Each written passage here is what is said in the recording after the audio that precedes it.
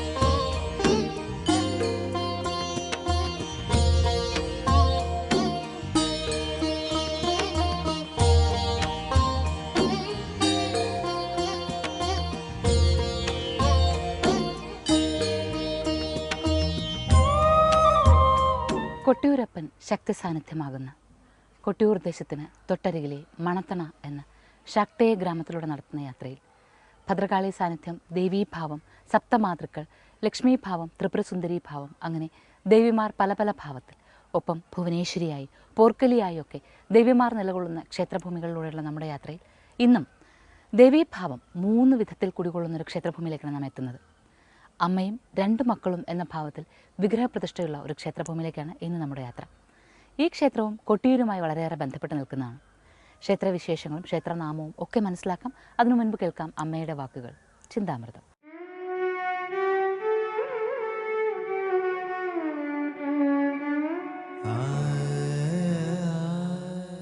അറിവമ്മ അലിവമ്മ അമൃതമ്മ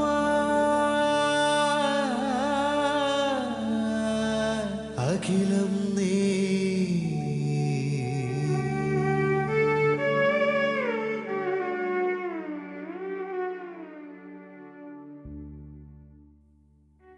ഈശ്വരനോട് പൂർണ്ണ ശരണാഗതി വെച്ച് പ്രാർത്ഥിക്കണം.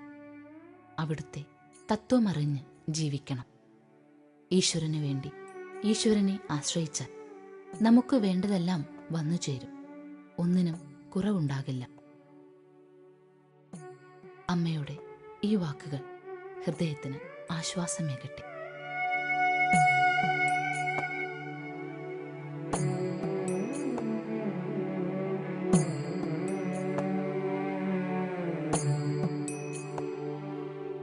അത്തിക്കണ്ടം ശ്രീ ഭഗവതി ക്ഷേത്രം, ഇവിടേക്കാണ് ഇന്ന് നാം എത്തുന്നത്. ദേവി അതീവ രൗദ്രഭാവത്തിൽ നിലകൊള്ളുന്ന, ഭദ്രകാളി ഭാവത്തിൽ നിലകൊള്ളുന്ന ക്ഷേത്രമാണ് ഇത്. ഇവിടേക്ക് എത്തുവാൻ കണ്ണൂരിലെ തലശ്ശേരിയിൽ നിന്ന് കൊട്ടിയൂരേക്ക് വരുന്ന മാർഗം മണത്തണ കഴിഞ്ഞാൽ അഴോത്തും ചാൽ എന്നൊരു പ്രദേശം എത്തും. അയോത്തും ചാൽ എന്നും അതിന് പറയാറുണ്ട്. അയോത്തും ചാലിൽ നിന്നാണ് മണത്തണയിലെ ഈ ഒരു പ്രധാനപ്പെട്ട അത്തിക്കണ്ടം ക്ഷേത്രഭൂമിയിലേക്ക് എത്താൻ എളുപ്പവഴിയുള്ളത്. മണത്തണയിൽ നിന്ന് കഷ്ടിച്ച് 2 കിലോമീറ്റർ മാത്രം അകലെയുള്ള ക്ഷേത്രം. വരുന്ന വഴിയിൽ തന്നെ നമുക്ക് ചെറിയൊരു സ്വാഗത കവാടം കാണാനാകും. മനോഹരമായ വനപ്രദേശമായിരുന്നു ഒരിക്കൽ എങ്കിലും ഇന്നത് റബ്ബർ കാടുകളായി മാറിയിരിക്കുന്നുണ്ട്. പക്ഷേ ക്ഷേത്രത്തിന് സമീപത്തെ പ്രദേശം ആ വനത്തിൻ്റെ പ്രതീതി അങ്ങനെ തന്നെ നിലനിർത്തുവാൻ ശ്രദ്ധിച്ചിട്ടുണ്ട്. കവാടം കഴിഞ്ഞാൽ പിന്നെ നീണ്ടു കാണുന്നൊരു വഴിയാണ്. ആ വഴിയുടെ അങ്ങേ അറ്റത്ത് ശ്രീകോവിലിൽ കത്തുന്ന ദീപങ്ങൾ ഇവിടെ നിന്ന് നോക്കിയാലേ കാണാം. അതാണ് ഏറ്റവും ദീപ്തമായ, ഏറ്റവും തീവ്രമായ ഒരു സാന്നിധ്യം നമുക്ക് മനസ്സിലാക്കിയെടുക്കുവാനാകുന്നത്.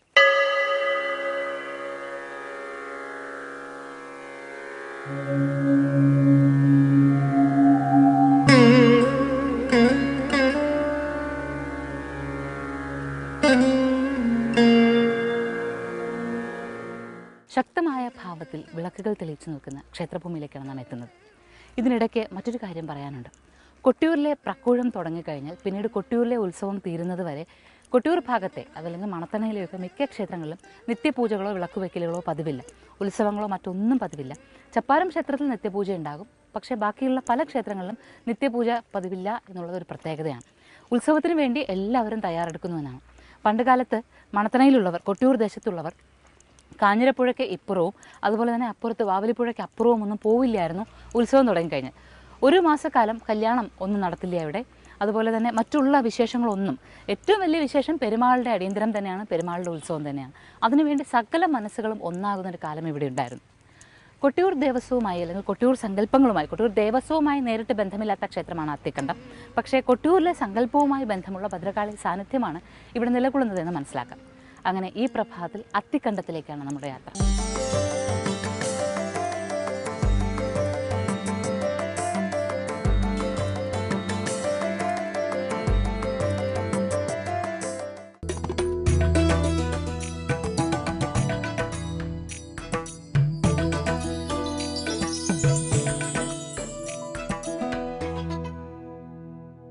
രാമായണ പുണ്യം വിതറുന്ന കർക്കിടക മാസ സന്ധ്യകളെ ഭക്തിസാന്ദ്രമാക്കാൻ രാമ രാമ രാമ രാമ രാമ രാമ പാഹി മാം രാമപാദം ചേരണേ മുകുന്ദ രാമ പാഹി മാം. ലൗകിക ജീവിതത്തിൽ രാമായണത്തിന്റെ പ്രസക്തി, രാമായണ വിചാരവുമായി പ്രശസ്ത നോവലിസ്റ്റും ചിന്തകനുമായ ശ്രീ സി രാധാകൃഷ്ണൻ. സകലാഭീഷ്ട സിദ്ധിയാണ് രാമായണത്തിൻ്റെ ഫലശ്രുതി. നമ്മുടെ എല്ലാ അഭീഷ്ടങ്ങളും രാമായണ പാരായണത്തിലൂടെ സാധിക്കാം എന്നാണ് അതിൻ്റെ അർത്ഥം. ഈ കർക്കിടക സന്ധ്യകളെ വിശുദ്ധമാക്കാൻ രാമായണ മാസ പ്രത്യേക സന്ധ്യാദീപം ദിവസവും വൈകുന്നേരം 6:30 നിങ്ങളുടെ സ്വന്തം അമൃത ടിവിയിൽ.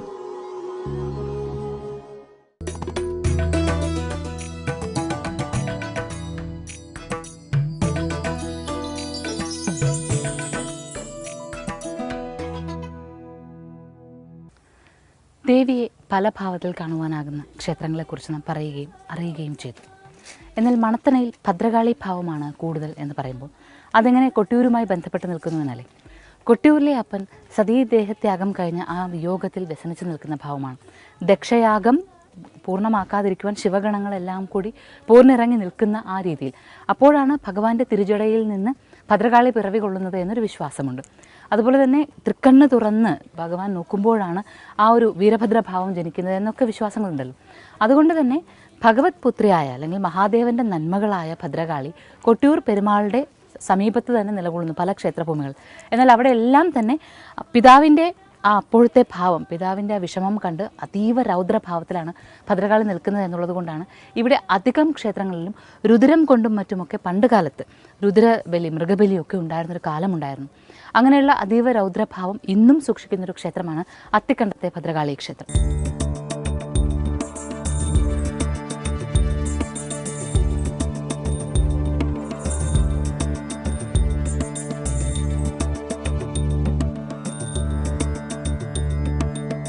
അത്തിക്കണ്ടം ക്ഷേത്രത്തിൻ്റെ പ്രധാന ഭൂമിയിലേക്ക് നാം എത്തുകയാണ്.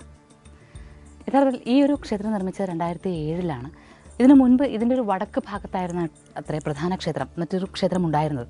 പക്ഷേ ഇന്നതിൻ്റെ അവശിഷ്ടങ്ങൾ മാത്രമേ കാണാനാവുള്ളൂ. ഋഷീശ്വരന്മാരുടെ തപോഭൂമിയാണ് ഇന്ന് അത്തിക്കണ്ടം ക്ഷേത്രം നിലകൊള്ളുന്ന ഭൂമി.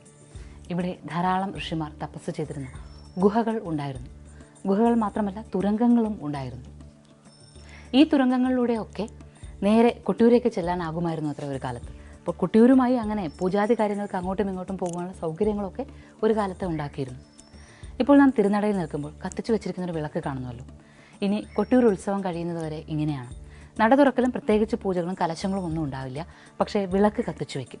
നിത്യപൂജകളെല്ലാം കൊട്ടിയൂർ പെരും. കാരണം ഇവിടെ നിന്ന് ദേവിയും സകല ദേവിമാരും ദേവന്മാരും കൊട്ടിയൂരേക്ക് പോയി കഴിഞ്ഞിരിക്കുന്നു. പ്രക്കുളം തുടങ്ങുന്നതോടുകൂടി തന്നെ കൊട്ടിയൂരപ്പൻ്റെ വൈശാഖോത്സവത്തിൽ പങ്കെടുക്കുവാനായി തയ്യാറായി കഴിഞ്ഞ് പോയി കഴിഞ്ഞു. അതുകൊണ്ടാണ് ഇവിടെ അങ്ങനെ പൂജകൾ വയ്ക്കാത്തത്. ഈ കത്തിച്ചു വെച്ചിരിക്കുന്ന വിളക്കിൽ പ്രാർത്ഥനകളെല്ലാം സമർപ്പിക്കപ്പെടുകയാണ് ചെയ്യുന്നത്.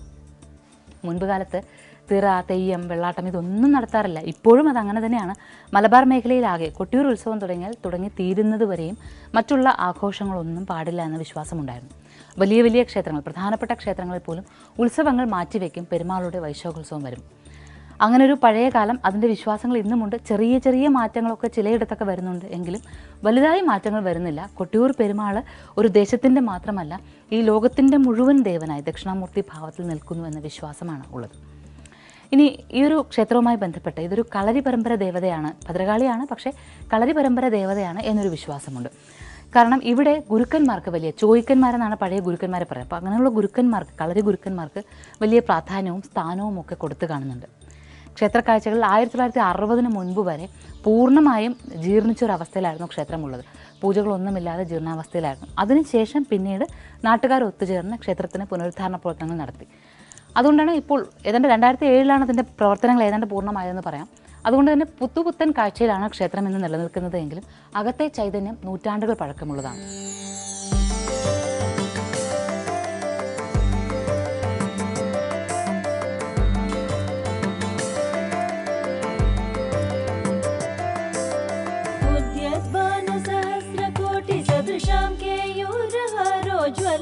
അത്തിക്കണ്ടത്തെ മേലേക്കാവിലാണ് നമ്മൾ ദർശനം നടത്തിയത്. ഇവിടെ മേലേക്കാവിൽ ദർശനം നടത്തിയാൽ തീർച്ചയായും കീഴേക്കാവിലും ദർശനം നടത്തണമെന്നാണ്. അത് എങ്കിലേ ആ ദർശനം പൂർത്തിയാകുന്നുള്ളൂ. ഇപ്പോൾ നാം കീഴേക്കാവിലേക്ക് പോവുകയാണ്. കീഴേക്കാവിലേക്ക് പോകുമ്പോൾ യഥാർത്ഥത്തിൽ പഴമയുള്ള ആ സങ്കല്പങ്ങളെല്ലാം ആ താഴേക്കാവിലാണ് ഉള്ളത്. താഴേക്കാവിലേക്ക് എത്താൻ പോകുമ്പോഴേക്കും നിരനിരതിയായ വൃക്ഷങ്ങളാണ് നമുക്ക് കാണാനാവുക. മാവുണ്ട്. പിന്നെ വലിയ അത്ഭുതമെന്ന് പറഞ്ഞാൽ നിറയെ ഫലങ്ങളോട് കൂടി നിറയെ കായ്ച്ചു നിൽക്കുന്ന ഞാവൽപ്പഴങ്ങളാണ്. സത്യത്തിൽ അത്ഭുതം തോന്നും. ഇന്നൊക്കെ ഞാവൽ എന്ന് പറയുന്നത് വലിയൊരു അപൂർവ വൃക്ഷമായി മാറിക്കഴിഞ്ഞു. പക്ഷേ ഇവിടെ ഞാവൽ കായ്ച്ച് പഴുത്ത് ധാരാളം പക്ഷികളത് ഭക്ഷിക്കുന്നു, ധാരാളം കുട്ടികളത് ഭക്ഷിക്കുന്നു.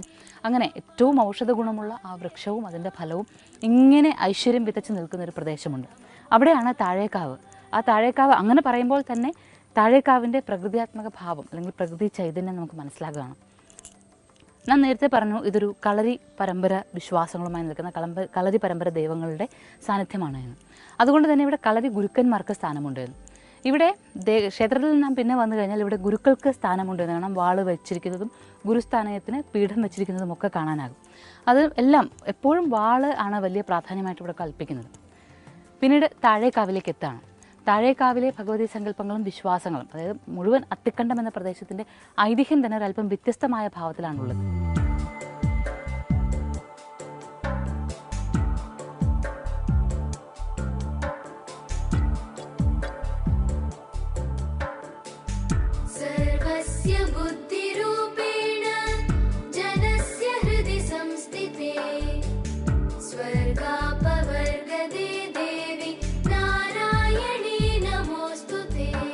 ദേവിക്ക് കലശം വെക്കുന്ന പുരയിലാണ് വാള് വെച്ചിട്ടുള്ളത്. എന്നാൽ അകത്ത് താഴേക്കാവിൽ ദേവിയും യോഗീശ്വരനും ഒരേ ക്ഷേത്രത്തിൽ തന്നെയാണ്, ഒരേ ശ്രീകോവിൽ തന്നെയാണ് ഉള്ളത് എന്നുള്ളത് യോഗീശ്വരന് ഇവിടെ കൊടുക്കുന്ന പ്രാധാന്യത്തെക്കുറിച്ച് നമുക്ക് മനസ്സിലാക്കാനാകും. അത്തിക്കണ്ടത്തിലെ ഐതിഹ്യം വളരെ വ്യത്യസ്തമാണെന്ന് പറഞ്ഞല്ലോ. ഈ ഐതിഹ്യവുമായി പലപ്പോഴും നമുക്ക് മനസ്സുകൊണ്ട് യോജിക്കാൻ സാധിക്കില്ല. ആദ്യത്തെ തവണ കേൾക്കുമ്പോൾ ഇങ്ങനൊരു ഐതിഹ്യം ഒരിക്കലും ഉണ്ടാവാൻ സാധ്യതയില്ല എന്ന് തന്നെയാണ് മനസ്സിൽ തോന്നിയത്. പക്ഷേ പിന്നീട് ഒന്നുകൂടി ചിന്തിക്കുമ്പോഴാണ് ചിലപ്പോൾ അങ്ങനെയൊക്കെ ചില ധാരണകൾ, ചില തോന്നലുകൾ മനുഷ്യരിലേക്ക് ഉണ്ടായേക്കാമെന്ന്. എന്താണ് ഐതിഹ്യം എന്നല്ലേ? ഇവിടുത്തെ ഐതിഹ്യം അനുസരിച്ച് ഇവിടെ ഒരു തറവാട്ടിൽ, വളരെ കങ്കേമമായൊരു തറവാട്ടിൽ അതിസുന്ദരിയായ ഒരു സ്ത്രീ ഉണ്ടായിരുന്നു. അവരെ ഒരു ബ്രാഹ്മണൻ വിവാഹം കഴിച്ച് ഒരുപാട് കാലം അവർ സന്തോഷമായി ജീവിച്ചു. ഇങ്ങനെ ഇരിക്കുന്ന കാലത്ത് ഒരു ദിവസം രാത്രി ബ്രാഹ്മണന് എന്തോ ഒരു സംശയം തോന്നി. തൻ്റെ ഭാര്യ പുറത്തു പോകുന്നുണ്ടോ എന്നൊരു സംശയം.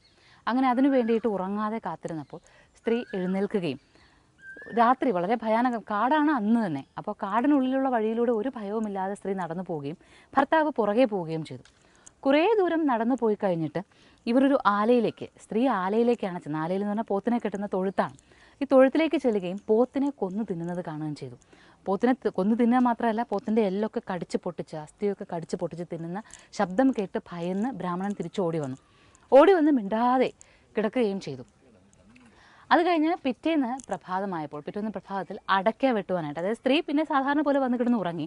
പിറ്റേന്ന് പ്രഭാതത്തിൽ ബ്രാഹ്മണനെ അടയ്ക്ക ചെത്തി കൊടുക്കുവാനായി കത്തി അന്വേഷിച്ച് നടക്കുമായിരുന്നു സ്ത്രീ. അപ്പോൾ തമാശ രൂപത്തിൽ ബ്രാഹ്മണൻ ചോദിച്ചു, പോത്തിൻ്റെ എല്ല് കടിച്ചു പൊട്ടിക്കുന്ന ആൾക്ക് അടയ്ക്ക മുറിക്കാൻ കത്തി വേണമോ എന്ന്. ഇത് കേട്ട മാത്രയിൽ തന്നെ സ്ത്രീ അപ്രത്യക്ഷയായി. ആ സ്ത്രീ പിന്നീട് ദേവീഭാവമായി ഇവിടെ വന്ന് കുടികൊണ്ടു എന്നാണ്.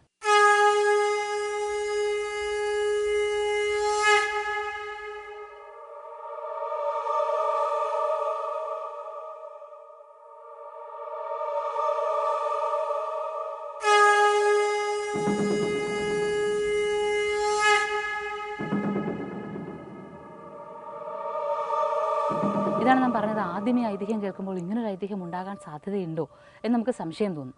പക്ഷേ ഈ ഐതിഹ്യത്തിന് മറ്റൊരു ഭാവമുണ്ട്. ബ്രാഹ്മണന് അറിയാം, ബ്രാഹ്മണന് പൂജാവിധികളെല്ലാം അറിയാം, മാത്രമല്ല ദേവീഭാവത്തിൻ്റെ വിശ്വാസങ്ങളെയും അറിയാം. അതുകൊണ്ടൊരു പക്ഷേ ബ്രാഹ്മണന് ആലയിലേക്ക് സ്ത്രീ വന്നതാണ് എന്ന് തോന്നിയതാകണം. കാരണം ഈ വന്ന സ്ത്രീ ഭദ്രകാളിയാണ്. ഭദ്രകാളി എന്ന് പറയുമ്പോൾ മഹിഷാസുര മർദ്ദിനി കൂടിയാണ്. മഹിഷമാകട്ടെ ഒരു പോത്തിൻ്റെ രൂപത്തിലാണ്. മഹിഷം എന്ന് പറയുമ്പോൾ അങ്ങനെയാണല്ലോ. അപ്പോൾ പോത്തിനെ നിഗ്രഹിച്ച ദേവീഭാവത്തെ ആകണം അവിടെ കണ്ടത്. അത് പോത്തിനെ തിന്നു എന്ന രീതിയിൽ പിന്നീട് ആ ഒരു ഗ്രാമകഥകൾ പറഞ്ഞു വരുമ്പോൾ അങ്ങനെ ആയിപ്പോയതാകണം. ഏതായാലും മഹിഷാസുര മർദ്ദിനി ഭാവത്തെയാണ് ബ്രാഹ്മണൻ കണ്ടത് എന്നുള്ളത് വ്യക്തമാണ്. അതിൽ മുത്തശ്ശി കഥകളുടെ ആ ഒരു പൊടിപ്പും തൊങ്ങലും ഒക്കെ ചേർന്നപ്പോഴായിരിക്കും ഇങ്ങനൊരു കഥയായി മാറിയത്. ഏതായാലും അസ്ഥി കഷ്ണം അല്ലെങ്കിൽ അസ്ഥി കണ്ടിച്ച പ്രദേശം എന്നുള്ള രീതിയിൽ അസ്ഥിക്കണ്ഠം എന്നാണ് ഈ പ്രദേശം ആദ്യം അറിഞ്ഞിരുന്നത്. പിന്നെയാണ് അത് അത്തിക്കണ്ഠമായി മാറിയത്. സർവസ്യ ബുദ്ധിരൂപേണ ജനസ്യ ഹൃദി സംസ്ഥിതേ സ്വർഗാപവർഗദേ ദേവി നാരായണീ നമോസ്തുതേ. കൊട്ടിയൂർ ക്ഷേത്രത്തിലെ സമുദായി എന്നൊരാളുണ്ട്. അതായത് സർവാധികാരവുമുള്ള സമുദായി. ഈ സമുദായിയാണ് ഇവിടുത്തെ ക്ഷേത്രത്തിൻ്റെ തന്ത്രി എന്നത് കൊട്ടിയൂർ ക്ഷേത്രവുമായി ഈ ക്ഷേത്രത്തിനുള്ള ബന്ധത്തെയാണ് പറയുന്നത്. ഇവിടെ ഈ ഒരു പ്രത്യേക തറ കെട്ടി ഉയർത്തിയിട്ടുണ്ട്. ഇവിടെയാണ് കൊട്ടിയൂരുമായി ബന്ധപ്പെട്ട ഊരായ്മക്കാർ വന്നിരിക്കുന്നത്, ഊരാളന്മാർ വന്നിരിക്കുന്നത്. ഈ ഊരാളന്മാർ എന്തിനാണ് വന്നിരിക്കുന്നത്? അല്ലെ, കുംഭമാസത്തിൽ കളിയാട്ട ഉത്സവമുണ്ട്. ആ കളിയാട്ട ഉത്സവത്തിൽ പങ്കുചേരുവാൻ അവരെല്ലാം വന്നിരിക്കുന്നത് ഇവിടെയാണ്. കളിയാട്ടം നടക്കുന്നത് ഈ മുറ്റത്തും. കളിയാട്ടം എന്ന് പറഞ്ഞാൽ ദേവിയുടെ അതിഗംഭീര ഭാവത്തെ, അതിരൗദ്രഭാവത്തെ വ്യക്തമാക്കുന്ന തരത്തിലുള്ള മുഖഭാവങ്ങളൊക്കെയാണുള്ളത്. നാക്ക് പുറത്തേക്ക് നീട്ടി നിൽക്കുന്ന രൗദ്രഭാവമാണ് ദേവിക്ക് അപ്പോഴുള്ളത്. ജടാജൂട സമായുക്താം അർദ്ധേന്ദു കൃതശേഖരാം ലോചനത്രയ സംയുക്താം പൂർണേന്ദു സദൃശാനനാം. അത്തിക്കണ്ടത്തെ ഒരു വലിയ അത്ഭുതം ഈ ഞാവൽമരം തന്നെയാണ്. അധികം പൊക്കമില്ലാതെ പക്ഷേ നിറയെ കാഴ്ച കിടക്കുന്ന ഈ ഞാവൽമരം, ആ ഒരു അതിൻ്റെ പഴം, അതിൻ്റെ ഗുണങ്ങൾ ഒക്കെ നമുക്ക് വീണ്ടും വീണ്ടും പറയാൻ തോന്നുകയാണ്. പക്ഷേ ഈ മരത്തിനും ചില പ്രത്യേകതയുണ്ട്. അതിൻ്റെ തടി നോക്കൂ. ഈ തടി ചേർന്ന് ചെന്നിട്ട് ഒരു ഇടയ്ക്കൊരു ആകൃതി, ഒരു അർത്ഥവൃത്താകൃതി വന്നിട്ടുണ്ട്. അത് അപൂർവമായൊരു കാഴ്ചയാണ് ഇങ്ങനെ ഉണ്ടാകുന്നത്. ഇത് കൂടാതെ മറ്റൊരു വിശ്വാസം കൂടി ഇവിടെയുണ്ട്. ഇവിടെ ഒരു പാമ്പിൻ്റെ രൂപം പോലെ ഉണ്ട് അത്രേ ഈ വൃക്ഷത്തിൽ. അങ്ങനെ പറഞ്ഞിട്ട് നോക്കുമ്പോൾ നമുക്ക് അങ്ങനെ തന്നെ തോന്നുന്നുണ്ട്. പാമ്പിങ്ങനെ പോയി ശിരസ്സുയർത്തി നിൽക്കുന്നതായിട്ട് ഈ ഞാവലിൽ അങ്ങനെ ഒരു രൂപം കാണുന്നുണ്ട്.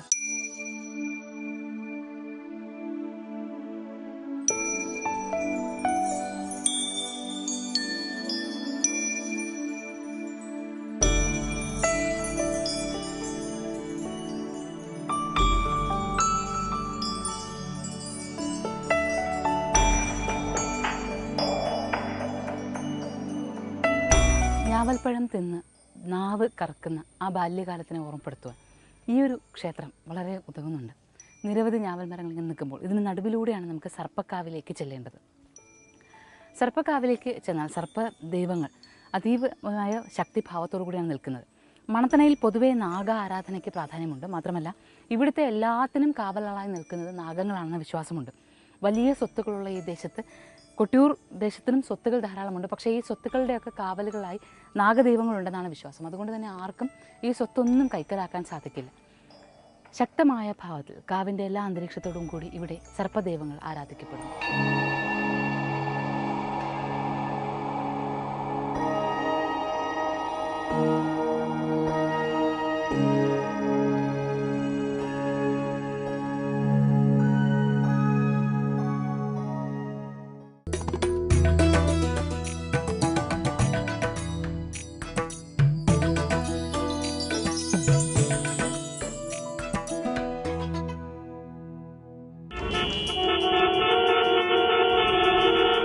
വാർത്തകൾ ഇവിടെ വാൾമുനകളാവുന്നു.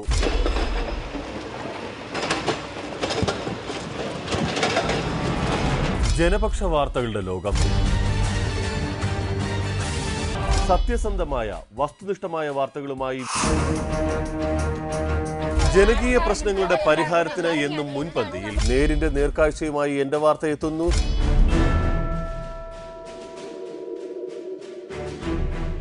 ഞായറാഴ്ച രാവിലെ 10 മണിക്ക്.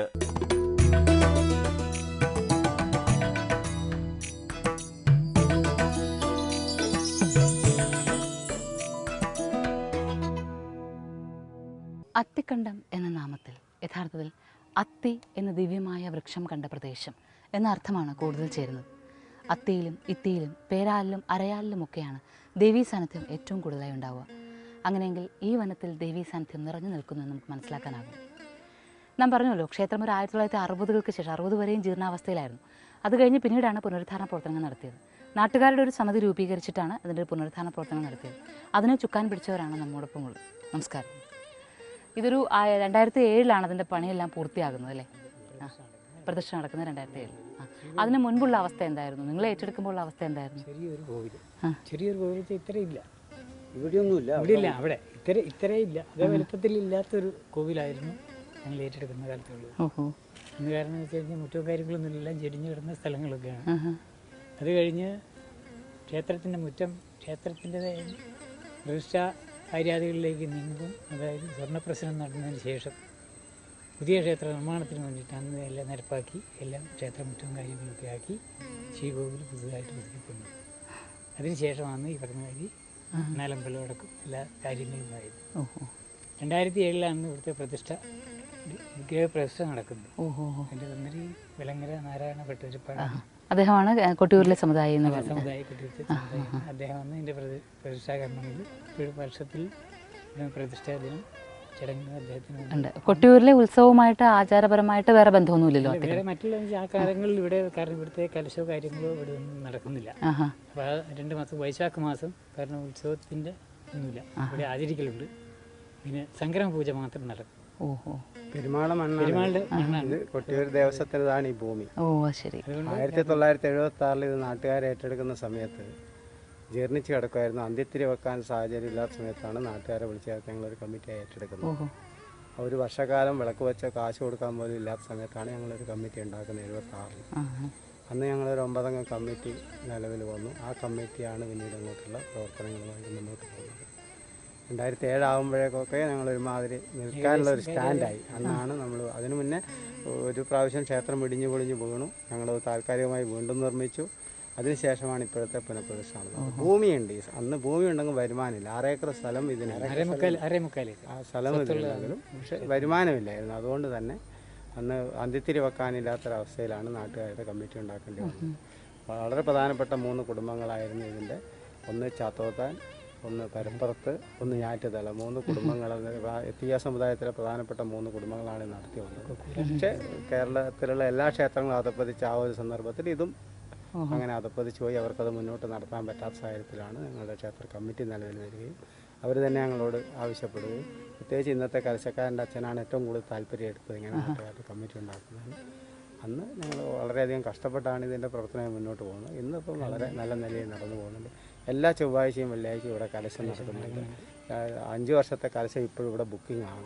പക്ഷേ ഉത്സവകാലത്ത് ഇനി നടക്കാത്തതുകൊണ്ട് എല്ലാ ചൊവ്വയും വെള്ളിയും കലശമുണ്ട് ഇവിടെ. സംക്രമ പൂജ മാത്രമേ ഉള്ളൂ, നിത്യപൂജയില്ല. പ്രാരന്മാരെ കിട്ടാനുള്ള ഒരു സാഹചര്യക്കുറവുകൊണ്ടാണ് ഇപ്പം നിത്യപൂജ നടത്താത്തത്. പ്രാരന്മാരെന്ന് പറഞ്ഞല്ലോ, അതായത് മാടായികാവിലും മറ്റും പൂജ നടത്തുന്ന പ്രത്യേക പൂജാവിധി അറിയുന്നവരാണ് പ്രാരന്മാർ. അവരെ പൂജയ്ക്ക് കിട്ടുവാൻ വലിയ പ്രയാസമാണ്. ഇരിക്കൂർ മാമാനിക്കുന്ന് ക്ഷേത്രത്തിലും പ്രാരന്മാരുടെ പൂജയാണ്. അതുകൊണ്ട് അങ്ങനെയുള്ള പൂജകൾ വേണമെന്നാണ് ഇവിടെ. ദേവി ഇഷ്ടപ്പെടുന്നത് പ്രാരന്മാരുടെ പൂജയാണ് ബ്രാഹ്മണ പൂജയേക്കാൾ എന്ന് തെളിഞ്ഞിട്ടുണ്ട്. പക്ഷേ അവരെ കിട്ടാൻ പ്രയാസമുള്ളത് കൊണ്ടും പിന്നെ നിത്യപൂജകൾ അങ്ങനെ പതിവില്ലാത്തത് കൊണ്ടും ഈ ക്ഷേത്രം ഒരു വ്യത്യസ്തമായ ആചാരത്തിലാണ് ഇപ്പോൾ മുന്നോട്ട് പോയിക്കൊണ്ടിരിക്കുന്നത്.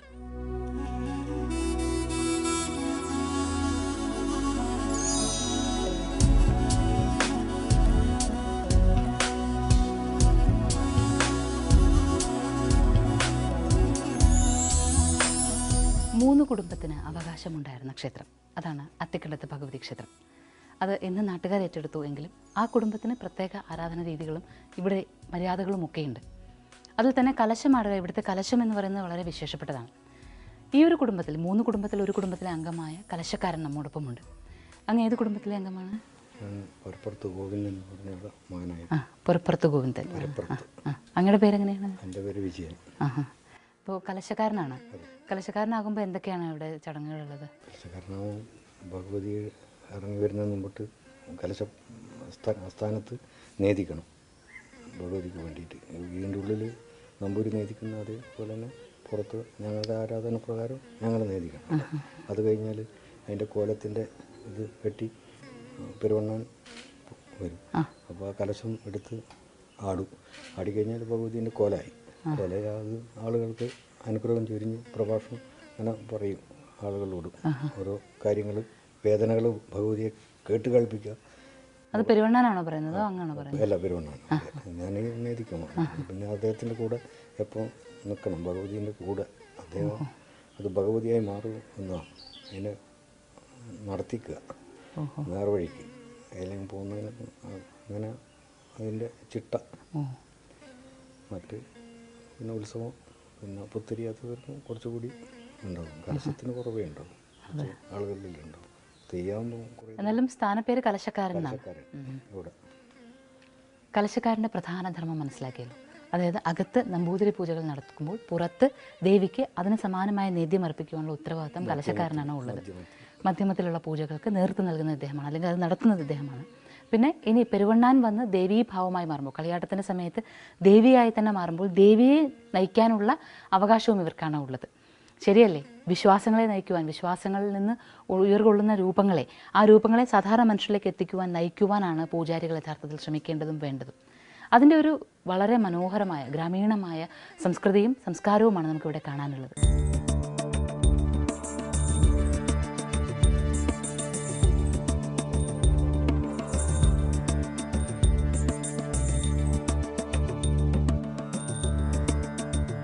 മണത്തണയിലെ മിക്ക ക്ഷേത്രങ്ങളിലും കലശം ഒരു പ്രധാന വഴിപാടാണ്.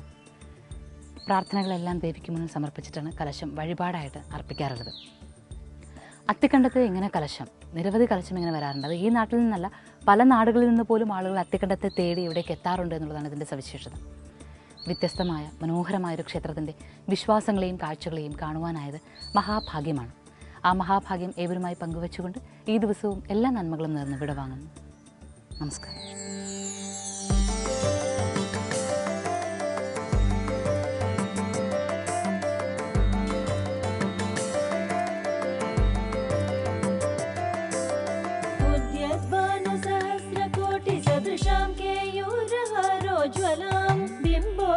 स्थितदन्तपङ्क्तिरुचिरां पीताम्बरालङ्कृतां विष्णु ब्रह्म सुरेन्द्र सेवितपदां तत्त्वस्वरूपां शिवां मीनाक्षी प्रणतोऽस्मि सन्ततमहं कारुण्यवरां।